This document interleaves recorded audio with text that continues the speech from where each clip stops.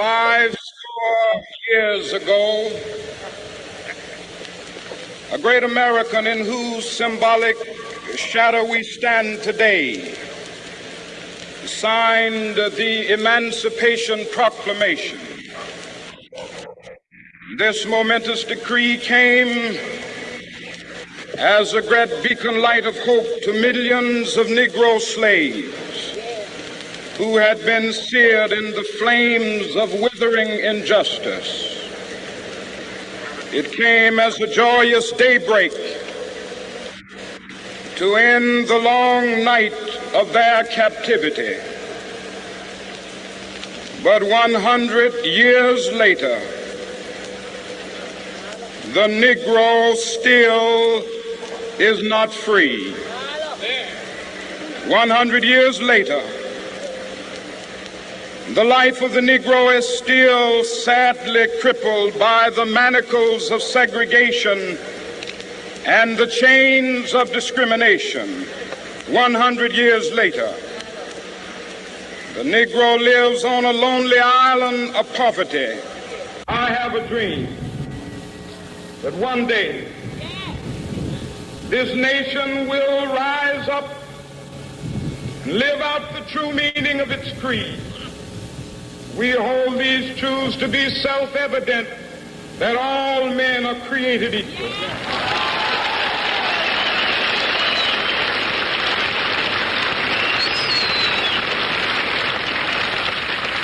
I have a dream that one day on the red hills of Georgia, the sons of former slaves and the sons of former slave owners will they be able to sit down together at the table of brotherhood. I have a dream that one day, even the state of Mississippi, a state sweltering with the heat of injustice, sweltering with the heat of oppression, will be transformed into an oasis of freedom and justice. I have a dream. My poor little children will one day live in a nation where they will not be judged by the color of their skin, but by the content of their character. I have a dream today.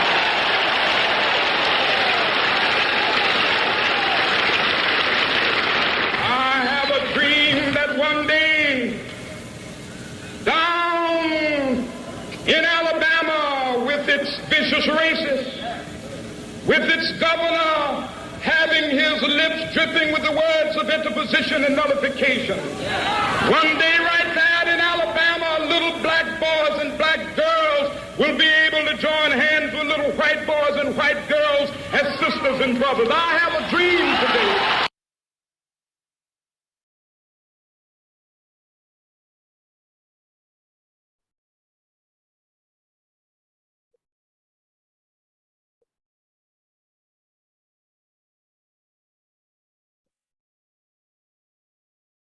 I have a dream. Martin Luther King Jr. was a religious leader and social activist who led the civil rights movement in the United States from the mid-1950s until his assassination in 1968. His leadership was fundamental to the movement's success in ending the legal segregation of African Americans in the South and other parts of the United States. He helped establish the Southern Christian Leadership Conference, an organization dedicated to full equality of African Americans in all aspects of American life. He prompted nonviolent tactics to achieve his civil rights and led a number of peaceful protests, such as the famous March on Washington in 1963, as we just saw in the video. Excuse me. He was awarded the Nobel Peace Prize in 1964 and set the tone for the African American equality in America. Some thought-provoking excerpts from the various speeches from Dr. Martin Luther King Jr. Injustice anywhere is a threat to justice everywhere. We know through painful experiences that freedom is never voluntarily given by the oppressor. It must be demanded by the oppressed. Another is, there is nothing greater in the world than freedom. It's worth going to jail for. It's worth losing your job for. It's worth dying for. My friends, go out this evening determined to achieve this freedom, which God wants for all of his children. We'll now have a skit by Heidi and Darnel on denominational schools versus the government secondary schools. Heidi, I went to a prestige school and you went to a government school. So what happens? Just because I went to a government school, that means that you are better than me and I'm not as good as you? Well, in a kind of way it does, because my parents had money and they sent me to the best lessons. How about you?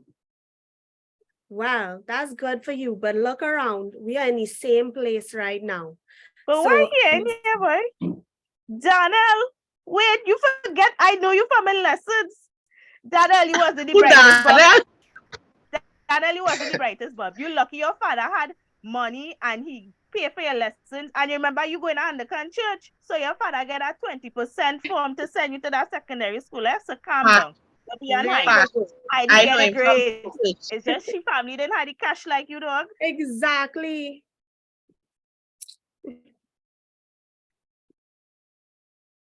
We'll now have a skit by Shannon and Virginia on a separate issue. Good morning, class. So today I'm going to switch some things around. I'm going to put some kids on this side, and the others who don't like to listen, always stressing me out, you will go on that side. I need to have you all separate. So I need to put some focus on this group here, okay? Why, miss? What do you mean why? I am the teacher. I am the authority figure. I could do that. But I don't understand that.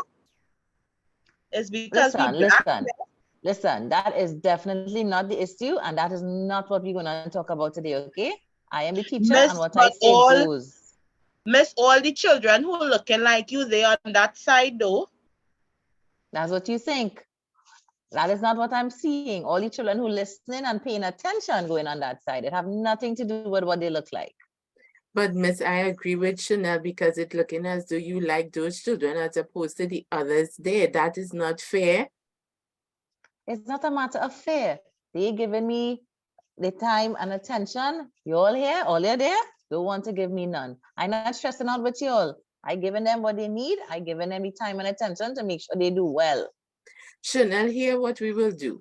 We will stand together and we will stand for the students in the class, okay? We have to. All right. But what trouble is this? This child boy, eh?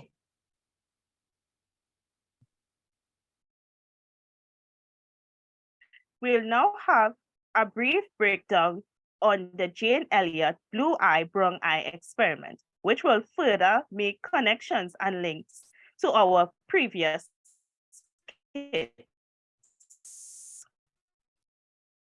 The blue-eyed, brown-eyed experiment. Jane Elliott, a teacher and anti-racism activist, performed a direct experiment with the students in her classroom. She told them that people with the brown eyes were better than the people with blue eyes. She also made the brown-eyed students put construction paper armbands on the blue-eyed students. With a couple of basic and arbitrary examples, Elliott made the case that brown-eyed people were better. The students were surprised, but they didn't argue. This way, she successfully created two distinct groups in her classroom. There were more brown-eyed students in the room. They felt superior and had the support of the authority figure, who was the teacher. The blue-eyed people, which was a smaller group. Elliott said that the blue-eyed people were less intelligent and less clean. Not only were they fewer in numbers, but the authority figure was against them. The arbitrary division among the students intensified. Over the course of the experiment, so much that it actually ended in physical violence.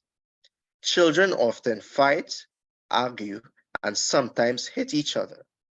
But this time, they were motivated by eye color. The second day, Elliot reversed the groups.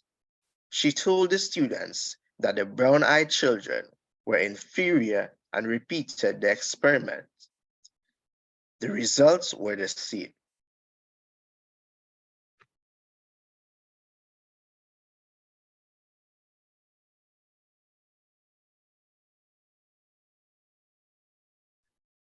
Based on our class discussion, some real-world facts about this experiment. When you read about this experiment, it's hard not to question labels.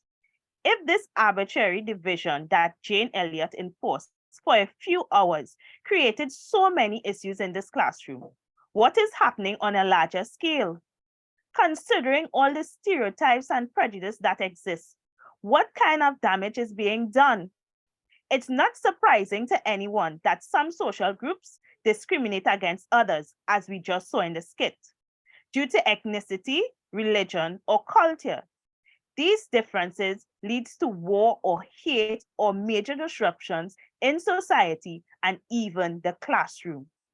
Even family members turn against each other if some authority suddenly decides that those differences are a problem.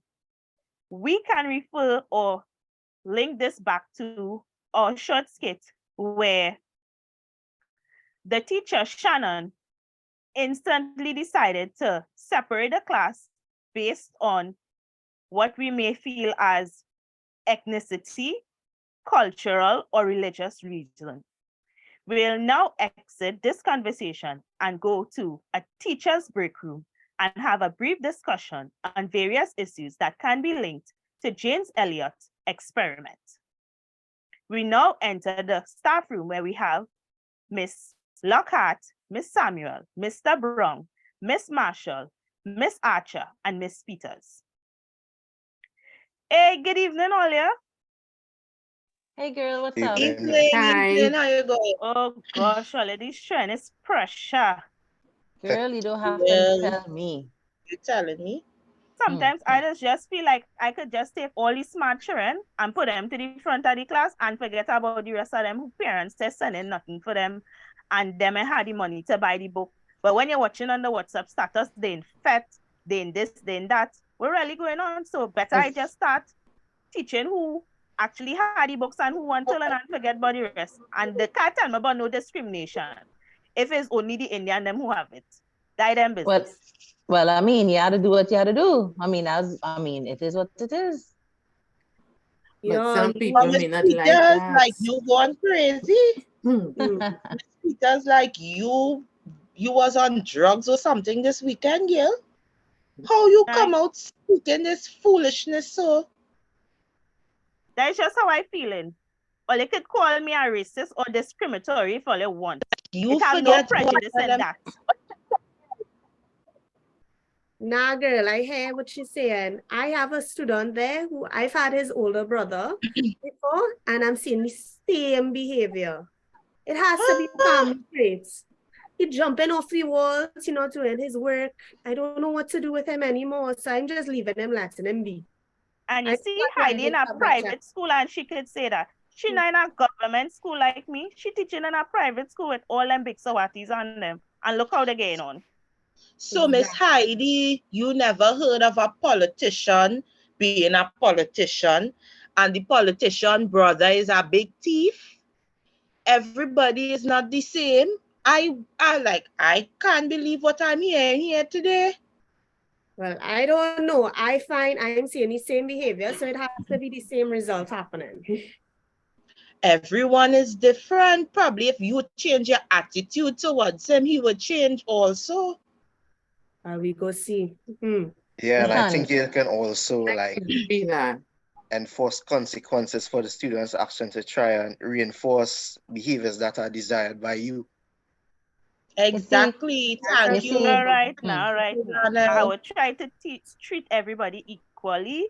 Exactly. And give everyone a level playing field because like But always you, Miss Peters, you was the person who living on the Beetham Gardens, and you was the person who was the most upset when your brother didn't get the job that he was qualified for because of his address, and the other girl that he went to school with who had the same qualification as him. She got the job because she had a different address. And just last week, you were speaking about that and you were coming here flaming mad. Like you oh gosh, forget oh to what? gosh, we are talking about that. We are talking about that. It's my Well, class we're Well, that talking is you about. have why foul memory.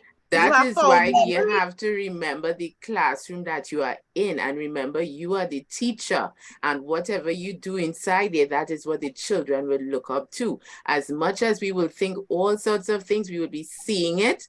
You have to remember that you are the teacher in the classroom and you have to be able to help these children. It could never be said that you are actually showing prejudice or discrimination against anybody's child. I agree. Exactly. I agree with Virginia. Girls, do your best, and what is to come will come. That is as much as you could do. Oh gosh, well, thanks so Exactly. much for helping me out. Yeah, Yeah. I will really try that because yes, I want to create a level playing field for everyone to have access to the same level of education and everything. But at the same time, it is be hard because this behavior, too, it's not me alone who just think like this, you know, my family as well. So through socialization and everything, I think it probably just rub off on me a little bit. But as a teacher, you thinking that way, girl, you really let me down. You disappoint me. You know what this remind me of? What Just in girl? my Saturday class, you remember I Mhm. spoke to you and I told you I had a Saturday class with the famous David Mohammed now. Oh And yeah, Uh-huh. yeah, he he was, does be on radio. yes, and he I was heard him once, speaking yeah, yeah. about this blue eye, brown eye experiment. And you know, I was so intrigued by it. I went up and do my own research. And you know, this white woman called Jane Elliott, she came up with this experiment where she separated her white, young, privileged students into two groups, right? Mhm. I heard One about with that blue experiment eyes, too. one with blue eyes, the other with brown eyes. And this was the way she allowed her students to experience what it is to mean to be a black person in America. Because if she Mhm. had came and just relayed the information to them, they would have Nah, not gotten nah. it the way that she created the Yeah, experiment, and they actually had to experience the emotions and yeah, how yeah. it feels to be a black person. Well, let's be real, they could never really experience that, Exactly. but it was a good constructivist move that she did there. Yeah, I yeah. agree, I it's agree. true. They always say who Yeah, feels it knows it, huh? So, yeah, I think Yeah, I that is a remember big that buju. session too because I think Oh, so even you during was in the same class? oh gosh, don't make mouth so that girl, but yeah, I sure still feeling shame. so I had to find out this skill. Hmm. But I remember that because also I realized that when the blue-eyed children did get this power, the grades going up, they start feeling that they Mhm. could look down on the brown-eyed children and running and telling Miss when they misbehaving on the playground. One child even went as far as to say, Miss, leave your yardstick on the table in case they get trouble outside. Imagine And then that. the next time, when the brown-eyed children got that same privilege and favoritism, the grades increased. The blue-eyed children was outraged. That is like if Shinelle again, she favorite flavor ice cream, she outraged. But I remember that. So in concluding, what can we say about this experiment? Okay. Hmm. Well, girl, what I would say is that even in today's society, we're seeing it. We're seeing it. That experiment happened how many years ago, but the issue is Quite in still very prevalent. 1968, girl. That's what I'm saying. That's real long ago, and the But issue is you still all think prevalent. if Dr. Martin Luther King assassination did not take place, did you think it would have still prompted Jane Elliott to do this experiment? Or it's because remember, his assassination was on April 4th, 1968. And the following day, April 5th, she did the experiment. So I feel, it's a blessing in disguise that yeah, it yeah. had to have this extreme for us Mhm. to take this path in order for us to see this kind of favoritism and prejudice and discrimination. Yeah, I but think remember, so. she had Society. spoken to her children on this topic before racism. Yeah. And because they actually had a taste of what she was speaking about this time, and she utilized that whole constructivist teaching approach, that was the reason why she was able to drive it home. Yeah. Oh gosh, Well, you Olia, We see, lunch should, over, lunch over. I had to go, I oh had to gosh, go. all But right, it we'll was talk Alright, nice, later. take Olia. care. It was Alright. nice. Just one Bye-bye. little. Alright. All right, we'll talk later.